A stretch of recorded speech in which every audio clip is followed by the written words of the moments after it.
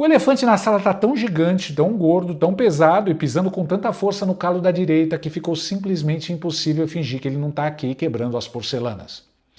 Para quem passou as últimas horas morrendo de trabalhar ou simplesmente trancado numa caverna sem Wi-Fi, deixa eu atualizar vocês sobre o novo capítulo de Keeping Up with the Bolsonaros.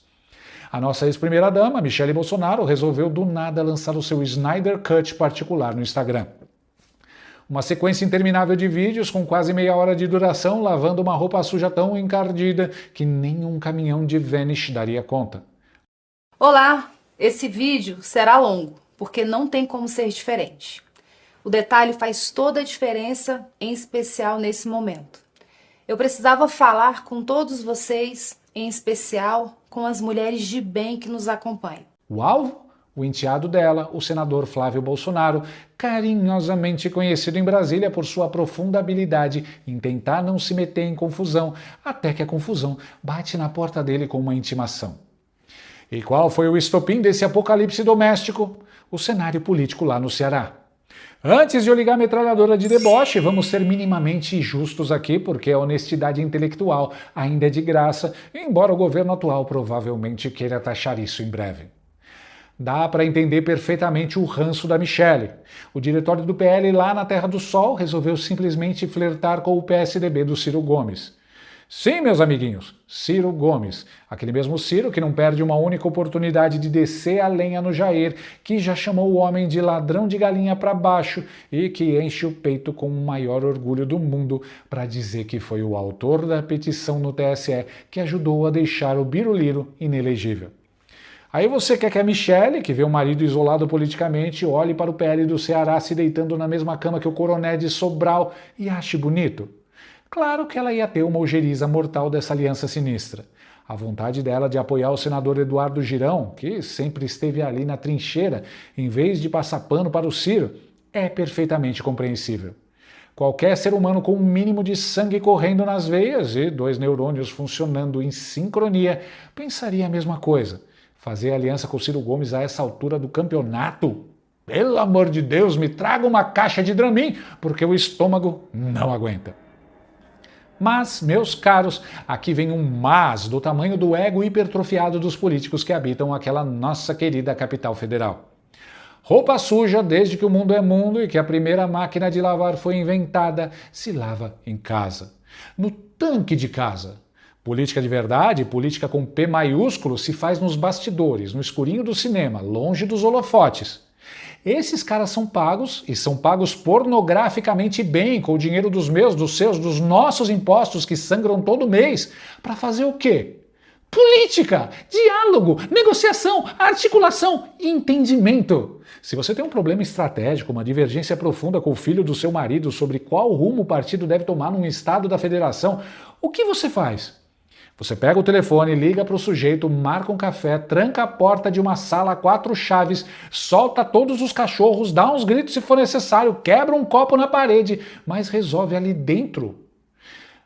O que você definitivamente não faz, em hipótese alguma, em nenhum universo conhecido, é ligar a porra da sua ring light, passar um gloss comercial da sua própria marca, ajeitar o cabelo e ir para a maior rede social do planeta gravar um desabafo choroso, expondo as entranhas da sua própria família e da sua própria coligação para dezenas de milhões de espectadores sedentos por sangue.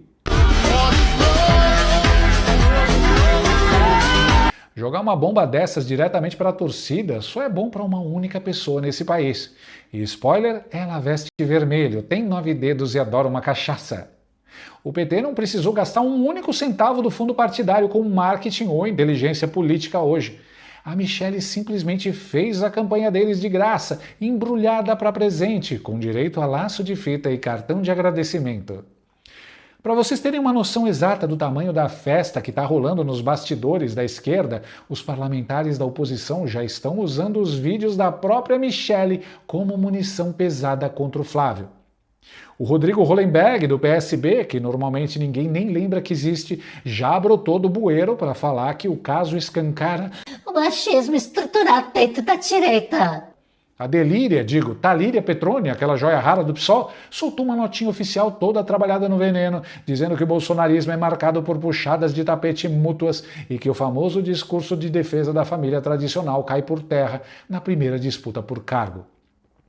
E a cereja desse bolo de estrume? A equipe de comunicação do PT já pegou esse vídeo, jogou na ilha de edição e está fatiando em pílulas comerciais prontas para serem usadas nas inserções de TV para minar totalmente o voto feminino do Flávio Bolsonaro nas próximas eleições. Que jogada de mestre, hein, dona Michele? Um golaço de bicicleta no ângulo sem chances de defesa. Pena que foi contra o próprio patrimônio e a favor do lado inimigo. E para ilustrar com cores dramáticas como isso foi um tiro de bazuca no próprio pé, olhem o timing maravilhoso dessa presepada. O momento escolhido foi tão perfeitamente ruim, mas tão cirurgicamente desastroso, que parecia uma cortina de fumaça milimetricamente calculada por um agente infiltrado para salvar a pele do governo Lula. Vejam bem o que estava acontecendo no mesmíssimo dia, no exato momento em que a ex-primeira-dama resolveu abrir o coração no Instagram. O senador Jacques Wagner, simplesmente o líder do governo atual no Senado Federal, precisou deixar o cargo às pressas porque o nome dele está pipocando, fervendo e fritando nas investigações do escândalo bilionário do Banco Master. Ao mesmo tempo, em São Paulo, terra da garoa e do crime organizado, um vereador do PT foi simplesmente preso, algemado, sob a grave acusação de lavagem de dinheiro para o PCC. Gente, parem um segundo e pensem comigo. Um vereador do partido do presidente da República preso por lavar dinheiro para a maior facção criminosa da América Latina.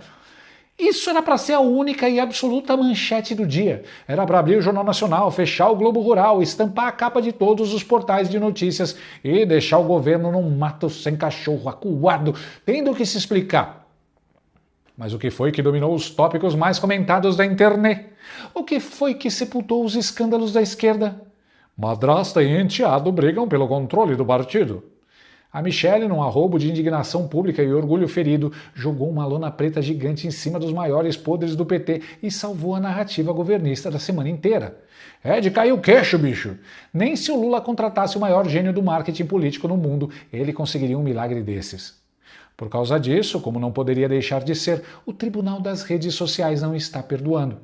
E, sinceramente, eu não tiro a razão do povo. A galera tá possessa. Estão dizendo abertamente que a Michele agiu por puro ego, por vaidade pessoal. Chamaram a mulher de camisa 10 do Lula, apelidaram de madrasta má de desenho da Disney e falaram coisas tão pesadas e viscerais sobre a postura dela que eu não vou reproduzir aqui, por puro respeito às diretrizes de monetização do YouTube, porque eu ainda preciso pagar meus boletos no fim do mês. Dentro do próprio PL, nas alas mais pragmáticas, o clima é de enterro. Tem cacique graúdo cobrando o isolamento político dela, comparando a atitude intempestiva com as velhas traições daquela turma de ex-aliados de 2018, que surtaram na internet, criaram asas e depois sumiram no ostracismo político. Eu vou ter que fazer uma comparação dolorosa aqui, então, por favor, preparem os estômagos de vocês e segurem o vômito. Mas vamos olhar para a realidade nua e crua dos fatos. Vejam bem o contraste de atitudes. Nem a Janja, vejam bem onde eu fui parar, citando a Janja como exemplo de contenção de danos. A Janja, que como o pessoal costuma dizer, com aquela acidez típica do brasileiro, e com todo respeito e perdão às amebas que possuem um QI formidável perto de certas figuras, não tem jogo político nenhum. A Janja é super precipitada, adora passar vergonha internacional e se meter onde não é chamada. Pois bem, quando o próprio filho do Lula chamou a Janja daqueles nomes horrorosos que todo mundo já ficou sabendo pelos vazamentos, o que ela fez? Ela veio a público chorar? Ela fez live no Instagram detonando o enteado? Ela gravou um vídeo digno de dramalhão mexicano da Televisa implodindo a base de apoio do marido e expondo os podres da cozinha do Alvorada para o deleite da oposição? Não, porque até ela entendeu que o estômago na política tem que ser de avestruz.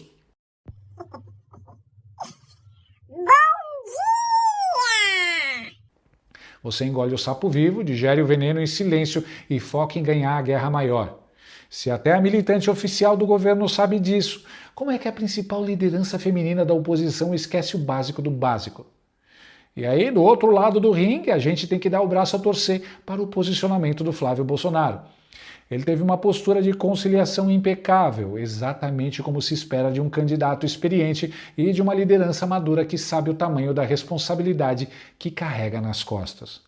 O Flávio já tinha engolido um sapo gigantesco lá atrás, quando pediu desculpas públicas a Michele pelo primeiro atrito que eles tiveram por causa desse mesmo nó cego no Ceará no ano passado. E agora, depois de tomar essa invertida homérica e ser humilhado publicamente diante de milhões de seguidores, o cara respondeu com uma empatia e uma humildade que desmontaram qualquer tentativa de narrativa de agressão. Ele publicou uma carta aberta cirúrgica, lembrando que é casado há 16 anos, tem 2 filhas lindas e que nunca na vida desrespeitou, maltratou ou humilhou nenhuma mulher e que jamais faria isso com a esposa do próprio pai, a quem ele deve respeito. E o 01 foi além.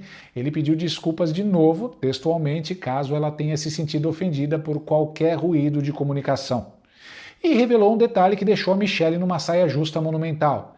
Ele tinha ligado para ela naquela mesma manhã de quarta-feira, desarmado, de coração aberto, para convidá-la pessoalmente para um grande encontro político com lideranças femininas. Mas o que a nossa rainha do Gloss fez? Ignorou a ligação, fingiu que não viu e correu para soltar a ogiva nuclear na internet.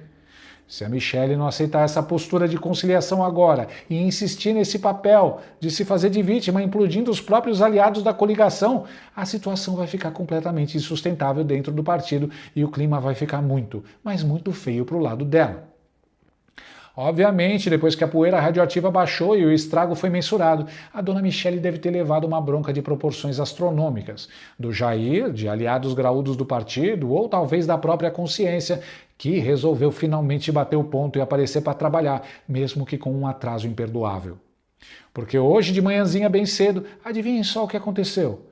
Ela já apareceu nos stories colocando todos os panos quentes e amortecedores do mundo na história. Postou aquela clássica mensagem paz e amor, dizendo não tenho raiva de ninguém, não há briga nem competição por espaço, vamos trabalhar todos juntos e fiquem em paz. Ah, fala sério, né? Você solta uma bomba de nêutrons no colo da direita, os estilhaços ainda estão caindo na cabeça de todo mundo, o parquinho tá pegando fogo e você me vem com um textinho de fiquem em paz, com emoji de coração. A internet é para sempre, o print é eterno e a esquerda já faturou politicamente tudo que tinha para faturar com esse teu deslize. Agora, infelizmente, o leite já foi derramado e o prejuízo está na conta. Mas olha, apesar de tudo isso e mesmo com todo esse meu humor mal-humorado, esse sarcasmo pesado e o deboche de quinta série que vocês já conhecem bem, o nosso canal tem uma posição muito clara, muito firme e muito madura sobre esse episódio. A gente torce, de verdade, pela reconciliação imediata dessa família. E a gente torce por isso, não por romantismo, mas porque a matemática na política é brutal, violenta e não perdoa amadores. O maior inimigo do país hoje é um só. O Flávio acertou na mosca ao dizer na sua carta que divergências pontuais de estratégia regional não são divergências de princípios fundamentais e que o objetivo principal e absoluto de qualquer pessoa sã nessa oposição é livrar o Brasil das garras do PT. A Michele Bolsonaro tem um capital político gigantesco, uma conexão com o eleitorado feminino que é indiscutível e um valor imenso para o movimento. Mas ela precisa aprender, de uma vez por todas, que roupa suja e diferença de opiniões sobre o Ceará, sobre São Paulo ou sobre qualquer outra esquina desse país, a gente resolve trancado dentro de 4 paredes no escritório e não dando munição de graça, de bandeja para a oposição nos banquetear. A desunião da direita a essa altura do campeonato, com tudo que está em jogo no futuro do Brasil, é algo simplesmente inconcebível e intolerável. O adversário de verdade de vocês não come churrasco na mesa de domingo da família Bolsonaro. O adversário de verdade veste vermelho, odeia tudo que vocês defendem e a única coisa que ele mais quer na vida é ver a casa de vocês pegando fogo enquanto assiste de camarote dando risada. Então, que se feche essa tampa desse bueiro, que se perdoem mutuamente, que deixem a vaidade de lado e que amadureçam de uma vez por todas como líderes de Estado.